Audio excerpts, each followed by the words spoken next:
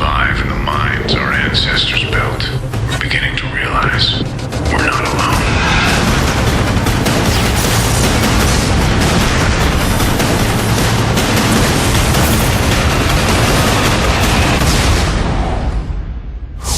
Red Faction 1 was very successful right out of the gate. The ratings were really high, got a lot of very positive reaction out of the fans. And there we were, planning the sequel immediately. In Red Faction 1, our standard enemies were humans and these mutant creatures that you had to fight.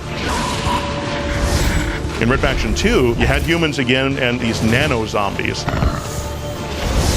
In Red Faction Guerrilla, we just stuck with the humans, but gave them some pretty nasty weapons and vehicles that you had to try to deal with. We really start to build up this sci-fi franchise. We've taken this and we've actually wrote Red Faction Armageddon. I didn't expect to see you again. It's a new story in the Mason lineage, but also we're kicking back to some of the old Red Factions as well. Looks quiet to me. Picking anything up? Negative. Something's not right. So there's an entirely different scale of enemies that you're going to be fighting, and therefore different tactics that you have to use. We now have aliens this time. It's these creatures that have been living on Mars. You'll see the Creepers, which are the first low line of enemies that you'll face in the game.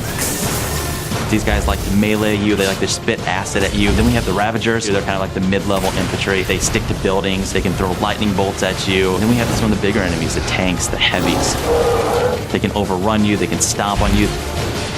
Beyond that, it's just destructive weapons, destructive environments, new ways of approaching battles with enemies.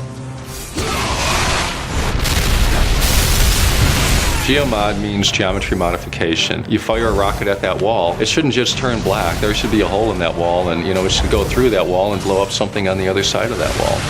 Our prime weapon, our signature weapon, is definitely the magnet gun. The magnet gun in Red Faction Armageddon is this amazing piece of weaponry where the player fires out an attractor, and then you fire out the second part, which is propelled towards whatever you put the attractor on.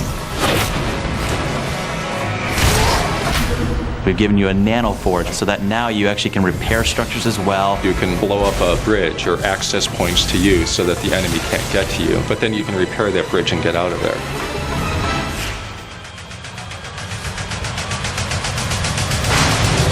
We've had a lot of fun being able to come up with some of these types of weapons that are really maximizing destruction. I think at the core of it, it is a game, it's entertainment, and it's got to be fun. I think we've really tightened it up with Red Faction Armageddon. It's still the only destruction game in town. We give a lot for fanboys, but we also want to cater this, so if you're new to the Red Faction universe, you can jump in and see what you've been missing all these years.